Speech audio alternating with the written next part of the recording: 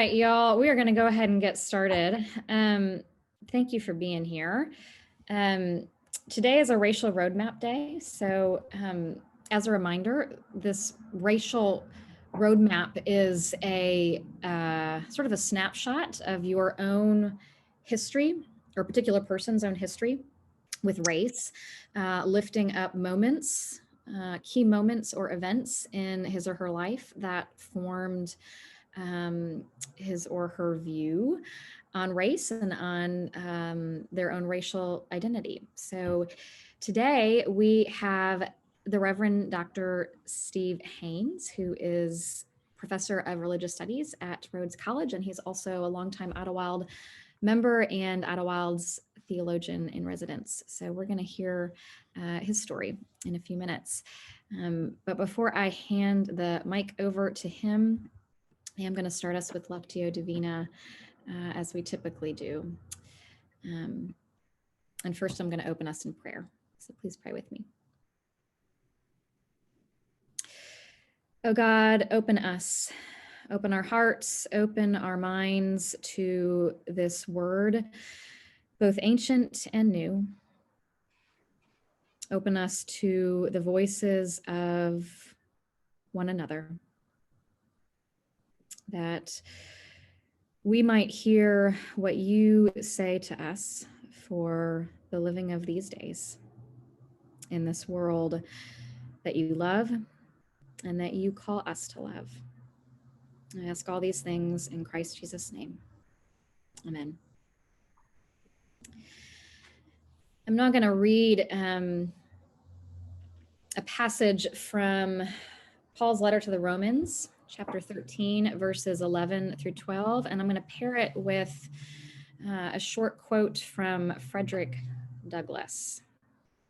And as I read, I invite you to pay attention to whatever word or phrase is particularly striking to you. And in the minute of silence that follows, which I will hold, you're invited to meditate on that word or that phrase. Besides this, you know what time it is, how it is now the moment for you to wake from sleep. For salvation is nearer to us now than when we became believers. The night is far gone, the day is near. And from Frederick Douglass, power concedes nothing without demand. It never did, and it never will.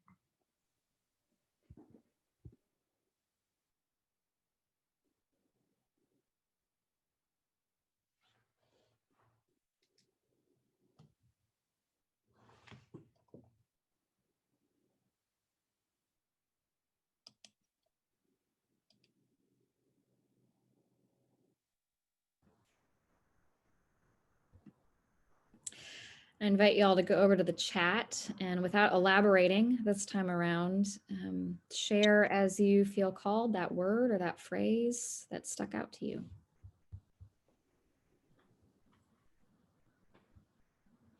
Power never succeeds without demand. Power concedes nothing.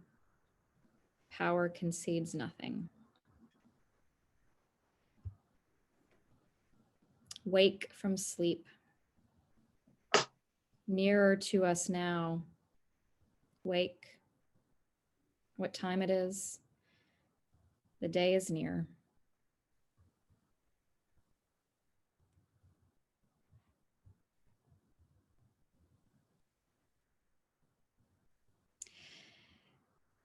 Continuing to hold that word or that phrase gently, I'm going to read both passages again, side by side. And this time in the minute that follows, I would invite you to consider how you think God may be speaking to us through these words today. So from Paul's letter to the Romans, Besides this, you know what time it is, how it is now the moment for you to wake from sleep. For salvation is nearer to us now than when we became believers. The night is far gone, the day is near. And from Frederick Douglass, power concedes nothing without a demand. It never did, and it never will.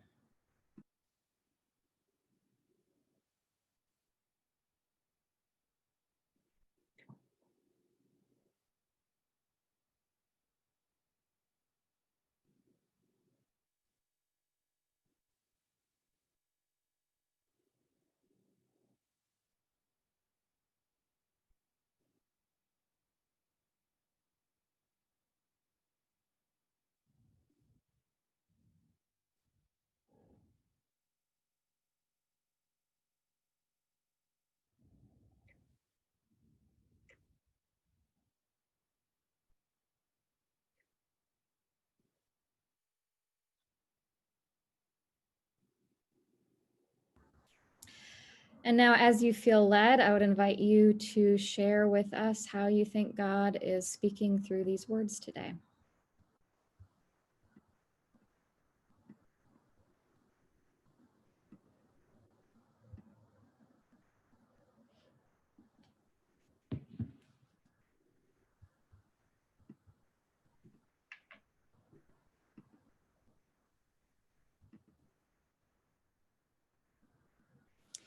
As awake people, we must join marginalized brothers and sisters in their demands for their sake and ours. It is especially hard to demand of myself. Why does power to get people's attention need to be demanded? What demands against power are most effective? What would it look like for me and us at IPC who have so much power to concede it?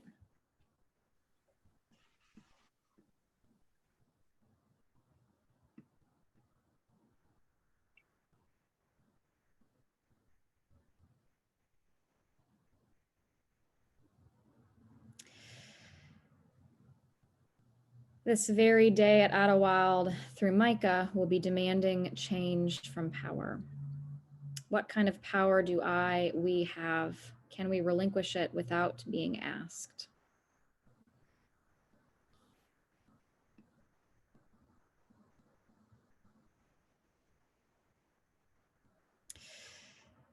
Everyone, thank you. Thank you for your engagement with this, for your openness. A sense that we are here and we are ready. So Steve, I'm going to turn it over to you. Thanks, Sarah. How long do I have? It'd be nice if we could go into discussion by 10:20 at the latest. So as much as a half an hour. Great. Thank you. It's good to see everybody. Good to see so many familiar faces. So hopefully you can all see my screen. And if at any time you want to make a comment or ask a question, I think you're just going to have to interrupt me. I won't be looking at the chat queue, and I'm only able to see myself at this point. So please don't hesitate to do that. I'm going to use a presentation that I've been developing over time to tell my story a little bit. And I want to start out by saying a little bit by way of introduction. I am a meritocrat, which means I'm somebody who believes people ought to succeed on the basis of ability and effort and taking advantage of opportunities. And precisely for that reason, I've always been a little uncomfortable in Memphis. Even though I've lived here 30 years, I consider it home and will probably retire here. For me, it is strange to be in a place where your last name matters so much, where who your father or your father-in-law is matters so much, where you went to high school matters so much, where people have streets named after them, and people have family farms in Mississippi to kind of designate their status. I've always felt a little odd about that. And to be brutally honest, I felt smug about it because I've always seen myself as somebody, my family, as a family that has succeeded to the extent that we have on the basis of effort, right? So we deserve everything we have, in other words, is the basis of that. So, but then I started teaching racism and thinking about racism and privilege along with students. And what I had to realize is that privilege isn't always something that is glaring or, whops you upside the head. It's something that's more subtle than that. So I want to talk about white privilege and the way that it's been, the way that it expresses itself in my family intergenerationally. And I hope a lot of you can relate to this. So, and I want to think about it by going backwards through my children, back to my grandparents. And so I'm going to start with this. Braden doesn't know I'm using him in this thing, so don't tell him. He'll be mortified. But anyway, this is his sophomore picture at Christian Brothers, where he's a sophomore. And you guys have, most of you have seen him grow up in the church and become a young man. And I would say he's got a bright future. And I would say that, like all my kids, one of the things that we have passed on to them is a sense that, you will succeed based on your effort and your ability and your willingness to take responsibility for yourself and so forth. But another reason he has a bright future is that his dad has a really good job. This is his dad in 1989 when denim shorts were in and he had more hair. But even at that time, before I had any kids, I realized that the job I had at Rhodes had a perk that was not going to be, I wasn't going to be able to benefit from for a while, but when I did, it would be a huge perk. And that is basically free tuition to Rhodes or to any other school up to the cost of Rhodes. And so my older two kids have benefited from that, and Braden will as well. And so if you add up, the cost of Rhodes is actually a little more than that. That reflects, I think, a 9% discount for the current year. But if you add up, 4 years at that rate and then multiply that times 3 for 3 kids, you get a sense of the scale of the benefit that job has left to my kids. So getting my job at Rhodes wasn't easy. I had to do a lot of hard work. And here are some of the places I went over time: Florida State, University of Durham in England, Columbia Seminary, Rice, and Emory. And it all started, and that graduate work that I did along the way was enabled by help from generous family members. On your right, on my left in this picture, this is from Christie's graduation in 2015. On my left is my father, and on my other side is my ex-father-in-law, Christie's grandfather. And both of them have been helpful to me in various ways, were helpful to me through the years as I dedicated myself to graduate education so that I could get the sort of job that would allow my kids to go to college. My education began back in 1976 when that is me, Braden's dad, enrolled at an elite university called Vanderbilt, which you may have heard of. I was a little surprised that I got into Vanderbilt. I was very pleased, of course. I was a little surprised because I was a marginal student in high school. To make a long story short, I was very interested in social activities and sports, and I didn't apply myself. So I got in, I was thrilled. It helped that I was a full pay student. And this is something that I've learned later was probably an important factor in my acceptance of Vanderbilt, but it's something that didn't dawn on me until many years later. And I'll tell you how it dawned on me. I was on an admissions committee at Rhodes. The committee's job was to vet students who were marginal academically and make a recommendation about whether they should be accepted by the college. There was a local kid, in fact, who was clearly not engaged in education, an underachiever in every way. And we unanimously as a faculty told the director of admissions, this guy's not worth taking a risk on. And he said, thanks for your input, he's accepted. And so what I realized, and he was very honest about it, he said, we need a certain number of full pay students to make the budget balance. And this is how we do it, right? We take people who perhaps aren't at the top of the heap in terms of effort or ability, but they help us, pay for the rest who are. So this was a moment in my life, I guess I was in my 30s, when it became clear to me that all was not as it appeared in my life, that there were ways that privilege had assisted me, had sort of invisibly upheld me at times that I wasn't even aware of it. And which brings us to the first chief benefits of privilege, right? Being totally unaware of your privilege, which I was for a long time. My dad was able to be a full pay customer at Vanderbilt because he had a great job. He was a doctor, he was a family physician who was successful and was able to pay for his 4 kids to go to college. And he was successful that my dad was because his dad, my grandfather, had been able to send him to college. And by the way, I was thinking this morning, can you imagine a time when you would have your portrait made with a lit cigar in your hand? So my grandfather could pay for my dad to go to college because he had owned his own business. And the business was a furniture showroom. And this isn't that particular showroom, but it gives you a sense of the scale. And as a kid, I used to love to just find these nooks and crannies in the place and hide out. But my grandfather, Ted Haynes, on my dad's side, was not born wealthy. In fact, he came from Talladega, Alabama, where he had grown up on a farm. And I doubt if he looked exactly like this, but this is probably what the prospect of being a farmer brought up in his mind. He did not want to stay on the farm. He did not want that to be his destiny the way it had been for his ancestors. So he decided to go to Auburn University, and he scrimped and saved. And after 3 years, he got tired of the effort and the expense, and he decided to drop out. And he dropped out because my dad has told me, his father wanted a future that didn't involve farming or teaching.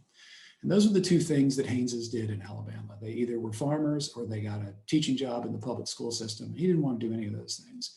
And he had a little bit of wanderlust. So he left in 1930 to go to Orlando, Florida to find opportunity. And I don't know what Orlando was like in 1930, but it probably seemed like Shangri-La compared to Talladega, Alabama. The story we tell in our family, and I'm going to use the term myth here, and clarify that by myth, I don't mean a story that's not true. I mean a story we tell to define who we are.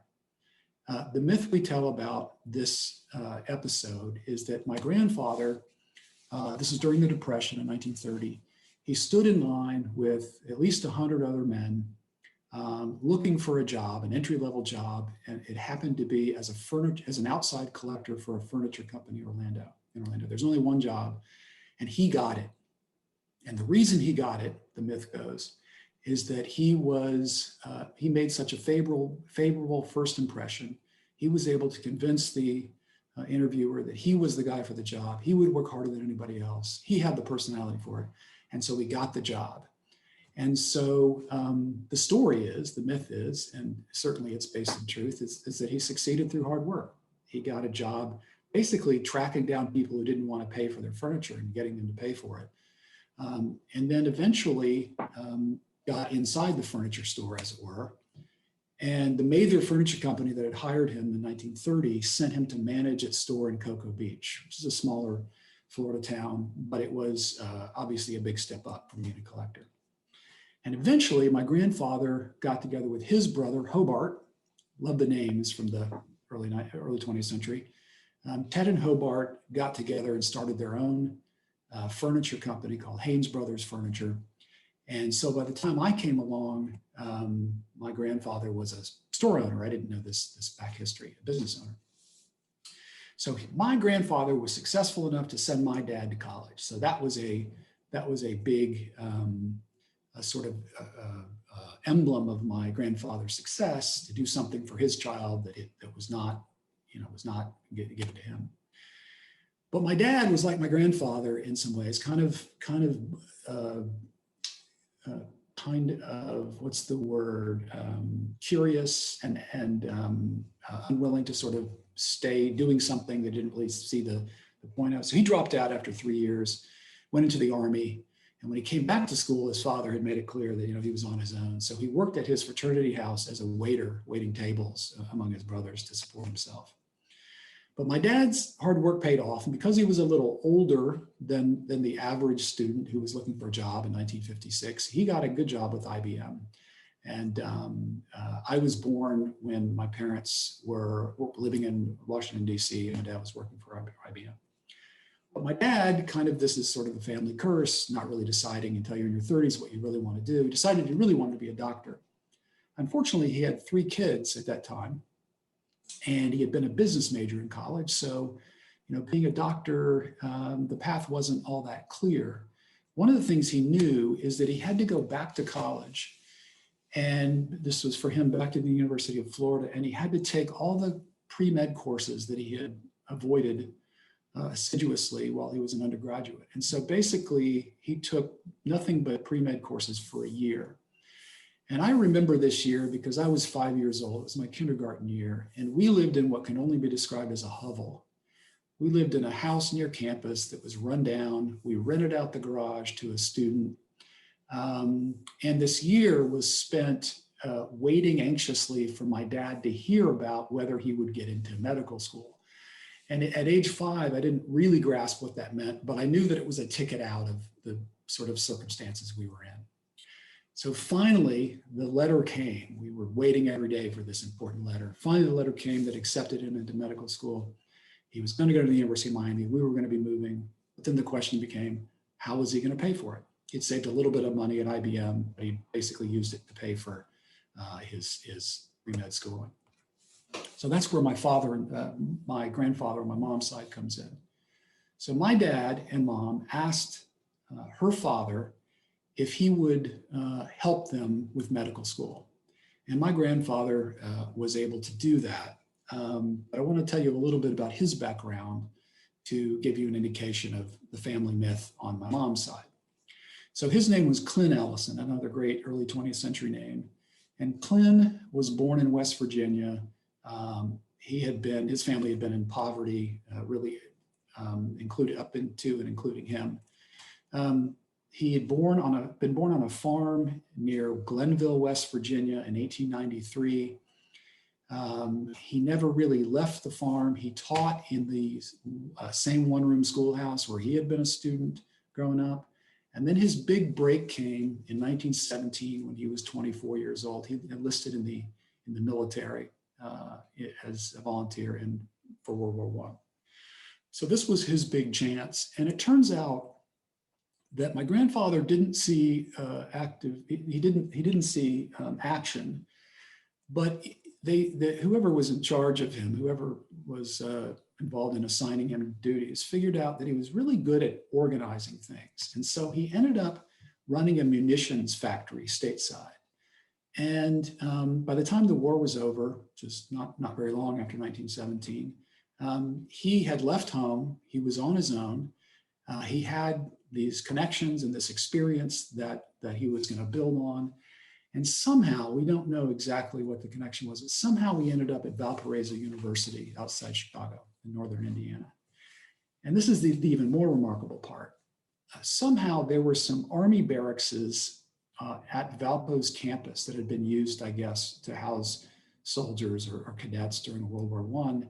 And they were sitting vacant. And my grandfather convinced whoever had to be convinced that he would take over these buildings and sort of run them as dorms, as boarding houses for students, if they would sort of turn them over to him and allow him to do it. So he ended up, by the time he graduated, owning these buildings and having enough money to sort of propel him into business.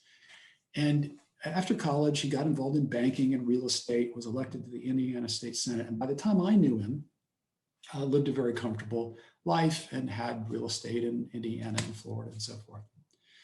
All that to say that in 1964, when I was 6 years old, my grandfather was able to help my dad, his son-in-law, realize his dream of becoming a doctor. He had saved money for his grandchildren to go to college, but he made the deal with my dad. He said, look, I'll give you that money to go to medical school, and then you'll pay for your kids to go to college.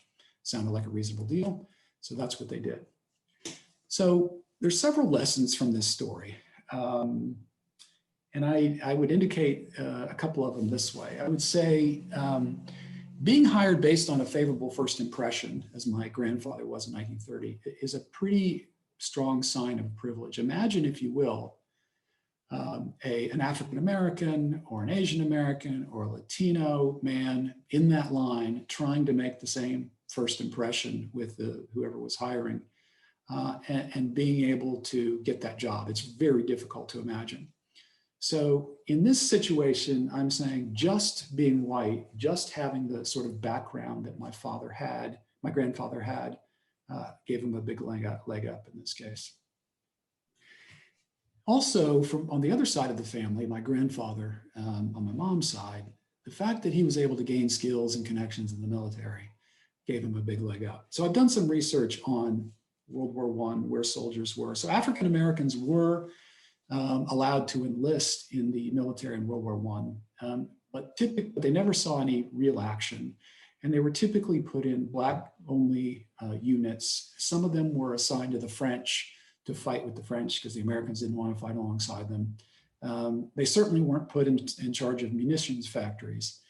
And so, the family myth is that my grandfather was extraordinarily talented, and sort of his ability, his aptitude, revealed itself, and he got this job. But the fact is, the fact that he was white, the fact that he had been sort of prepared to succeed in this environment was something that gave him a huge leg up. So one of the lessons that I've gleaned from my family history is that the benefits that your grandparent, we'll just say talk about my grandparents, the benefits my grandparents were able to achieve in the culture in which they lived affected their family for generations to come. It was something that's had a demonstrable impact on the people in their family now 3 generations down the line. And in part, this has happened through something called intergenerational wealth transfer, which is one of the ways that privilege is perpetuated. And I'll say something about intergenerational wealth transfer and its relevance in our own city and situation. There was a woman I knew for a while who used to be, who was an admissions counselor at MUS.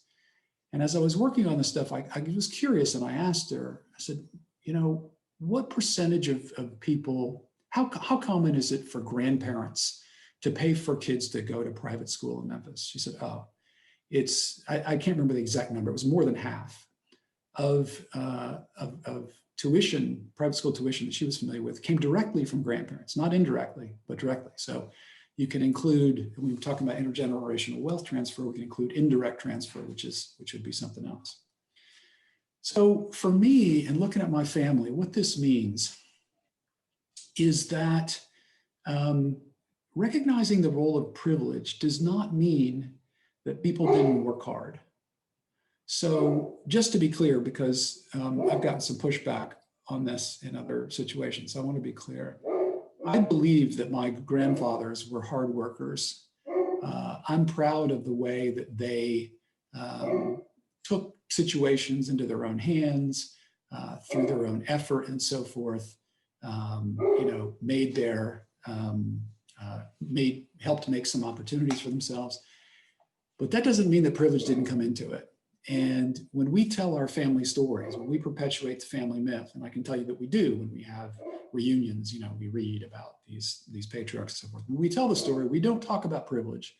We don't talk about intergenerational wealth transfer. We talk about hard work and, ability sort of winning out.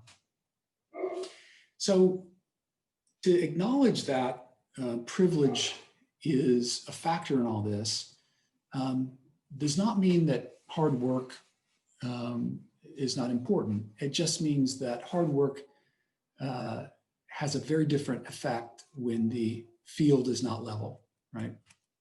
So See if you have any questions about that. And that was much quicker than I thought. Sorry if I talked too fast. Let me know if you've got comments or questions. I put it in the chat, but this is Stephanie. This Hey, is Stephanie. starting, but you said we don't talk about this, we don't talk about that with our family myth. And I just noticed that you also don't talk about women. Yeah, that's a really good point. I'll have to think about that. Yeah, so the role of grandmothers is much different. Even though my grandmother, my dad's mom, worked alongside my grandfather in the furniture business. So I have to give her credit for that. And my grandmother on my mom's side was quite a character, and I could spend an entire session talking about her, but I'll spare you that. Thank you, Steve. There was also a comment from Cliff. I think it was in reference to the tuition paid by grandparents in private schools. He says he's heard numbers as high as 65%. So just wanted to point that out. Yeah, doesn't surprise me. Y'all, we're going to put you in breakout rooms in a minute, but I do want to ask, does anybody have any more clarifying questions for Steve? Is there anything that he said you're not sure you understood what he meant? This is a good space for that. So any clarifying questions? Julie? I've got one. I really I really enjoy family genealogy and history, and it's something I've been interested in my family as well. And similar experience, like, of what's emphasized. And it's not incorrect, it's just incomplete to emphasize the hard work. I was waiting for the part, sort of, it seemed like a really good history to bring us to the moment where you're at. And I guess I was just sort of wondering how knowing all of this or doing this research has impacted or shaped where you are at in this moment, and how you maybe parent your children to tell the story in a little bit different way. Or, I mean, I can imagine, I know you, so I can imagine how you might answer that, but maybe you could take a crack at it since we have a minute. I'm smiling because I have become an irritant to my parents recently, and in the past, of course, by asking questions like this about the family myth. And they have done their best to clarify that things really are as they appear. And as I tried to explain to them, I'm not doubting the essence of the story, but as you say, Julie, it's incomplete. And I have in the past also done some family genealogy research that goes off in directions that they're not happy with, about my grandfather's politics, and the fact that I don't know if he was part of the Klan, but he was lived in a part of the country at a time when the Klan, in a place when the Klan was very powerful. So I suspect that he had, if he wasn't part of it, he probably had some close contacts who were. And then, yeah, and so I try to pass these lessons on to my own kids, and hope the church will help pass them on as well. I still believe in meritocracy, but I have a much different, it's a meritocracy with an asterisk. So I have a much different sort of view of what counts as merit and who gets to claim merit and so forth. And so I try to apply that to my own situation to the extent that I can. And honestly, I mean, the big moment for me was the admissions committee meeting. That was a huge epiphany. Suddenly, everything I had accomplished took on a different cast, right? I saw things through a prism that I'd been allowed to ignore for 35 years. Jim, Claire, did you guys have something? Yeah, I just wanted to ask about that last slide of the levee.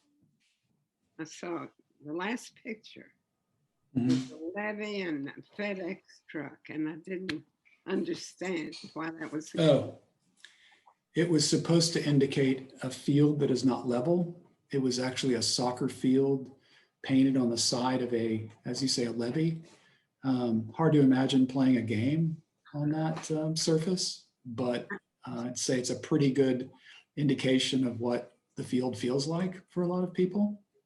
For Okay. us, it looks like this, of course, Yeah. but from a different perspective, if you think of my two grandfathers and the sort of critical moments in their lives, they were, let's put it this to change the image a little bit, they were standing on a level place from which they could access success and privilege that other people didn't have, weren't able to.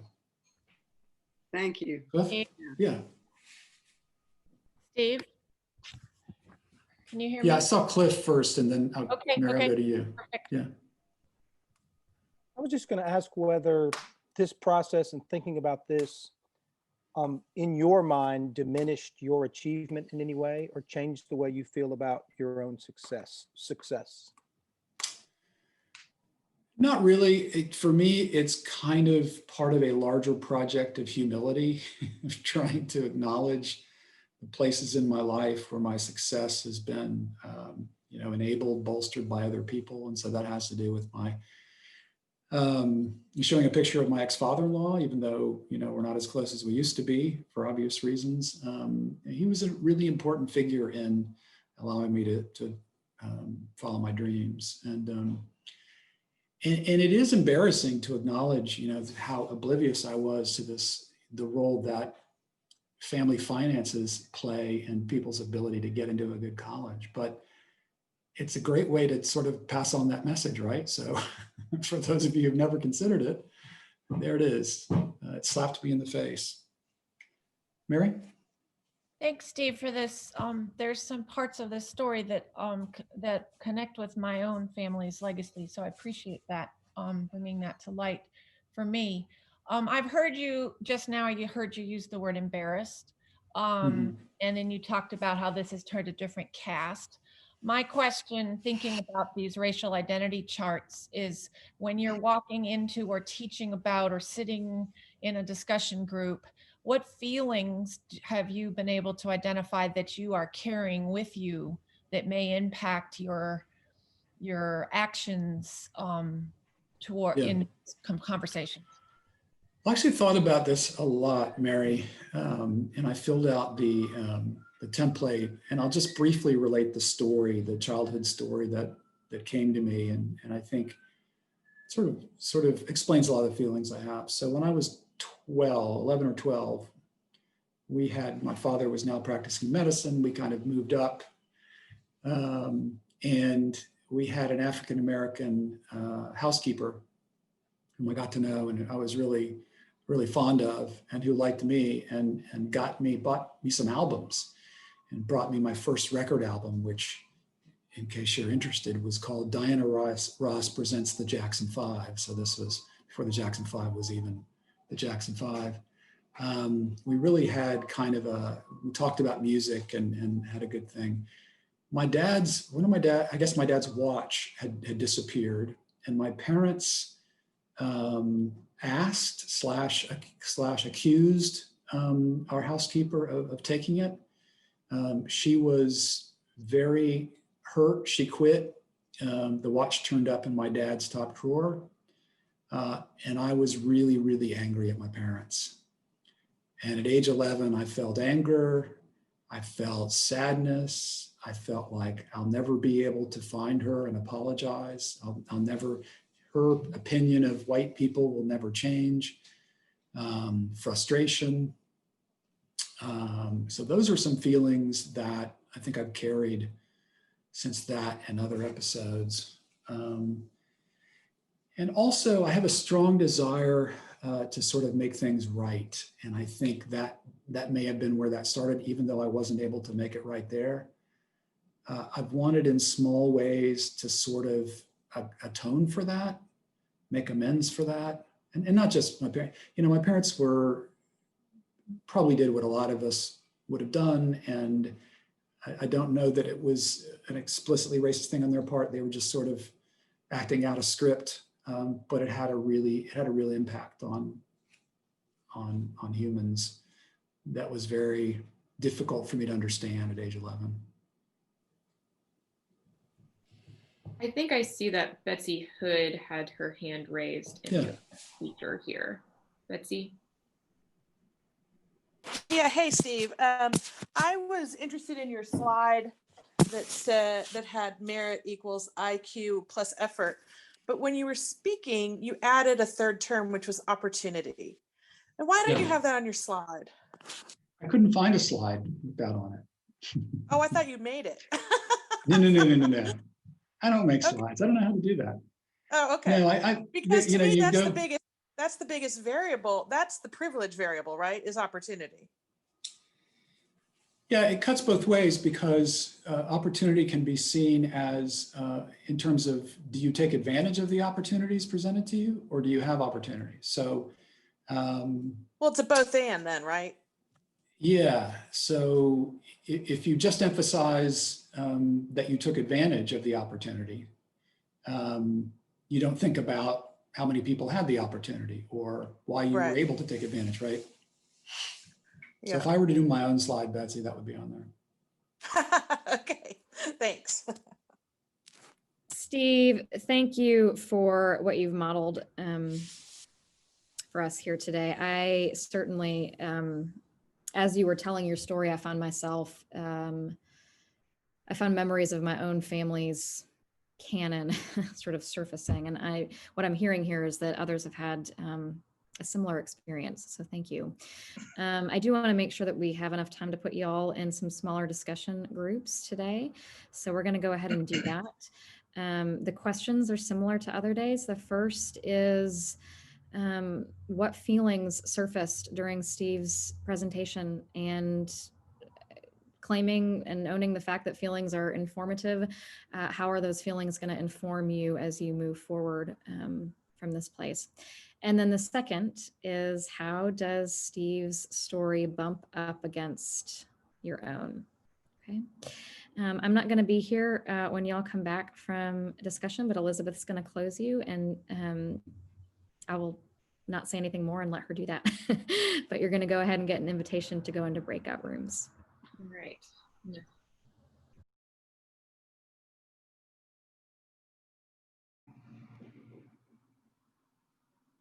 Hi, Elizabeth. Hey, Claire. Oh, were we the first to jump out of our room? I was being. Discussion. We're here early because we weren't done. Or just We're just conscientious. Yeah, that's it. Really good discussion though. Elizabeth, I don't know who else here, but will you invite people to Micah just one last time? I was actually going to ask you to invite people to Micah one last time, Melissa. All right. Is everybody back, or was it auto back?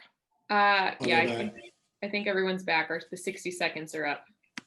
Melissa, are you going to tell us exactly how to connect for the meeting this afternoon? Yeah, is Mary Lou here? I'm trying to. I'm here. So tell Beth I will send her the connection. But Beth, have you registered? Yes. But you did not get an email from Stacy Spencer? I did. Did it have the instructions? Yes, it had the connections in it. Thank you. Yeah. Oh, we have to register? Yeah, you need to register. Oh, okay. I heard I that. just did it this morning on Micah's Facebook page. Just click on the links, and it said there's a link right under the average, the post for today's event, and just says like click here to register, and it's like takes 2 seconds, just your name and your email. So the fastest thing is or the easiest thing to remember is micahmemphis.org. And that's what Julie is saying. If you go to micahmemphis.org, you'll see how to register. The registering is it's good for Micah and it's good for Idlewild, because we said that we'd have 40 or 50 people there. So that's a automatic. They count everybody that registers. And then Beth, what you got from Stacy does not mention the Idlewild's Facebook Live. Okay. So if you'll just come at about 3:45 on Facebook and go look at the Idlewild page, it'll be very obvious how to click in and join us there. Thank But you. Beth, I'll send it to you as soon as we're off. Those who have not already registered need to go ahead and register right when we're done here, before live stream starts or immediately after the service is over, because remember, this meeting is at 4 o'clock this afternoon, so don't hesitate to register soon. They'll probably announce how many people we had registered too, so it'll be fun if we have a big number compared. But the most important thing is that everything that we're talking about in this class time, Idlewild is already involved in making real change. And so I encourage you that if you're just curious, you keep hearing Micah, but you don't really know what it is. This is the easiest way to get an idea of what Micah is all about. You can sit in your own home and turn on your device and just watch. And you'll at least know when Micah is talked about something about it.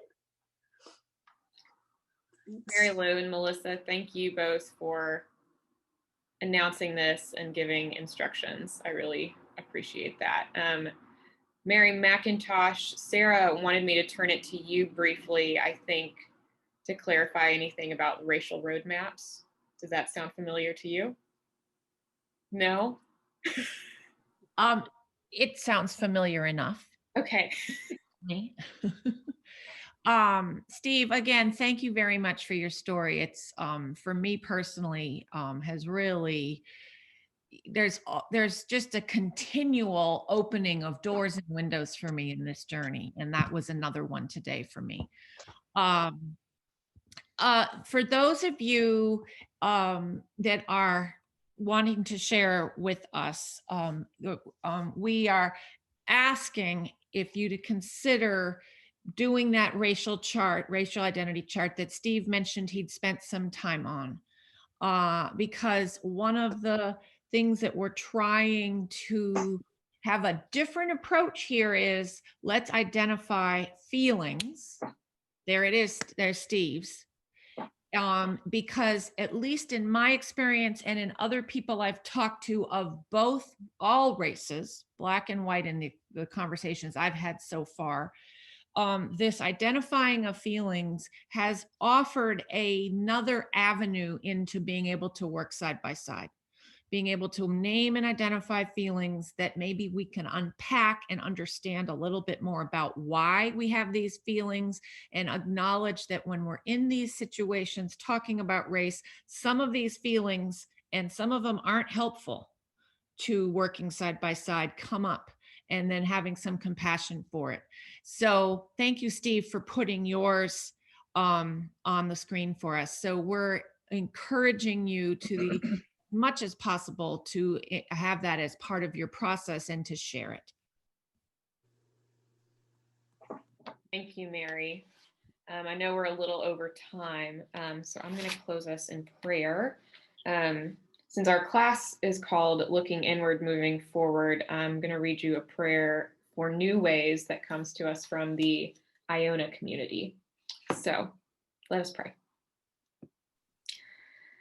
God of our lives, you are always calling us to follow you into the future, inviting us to new ventures, new challenges, new ways to care, new ways to touch the hearts of all. When we are fearful of the unknown, give us courage. When we worry that we are not up to the task, remind us that you would not call us if you did not believe in us. When we get tired or feel disappointed with the way things are going, remind us that you can bring change and hope out of the most difficult situations. Amen. Amen. All right. It was good to see you all. I will see you all next week. And in worship. Yeah, very much. Bye. Thank you. Bye.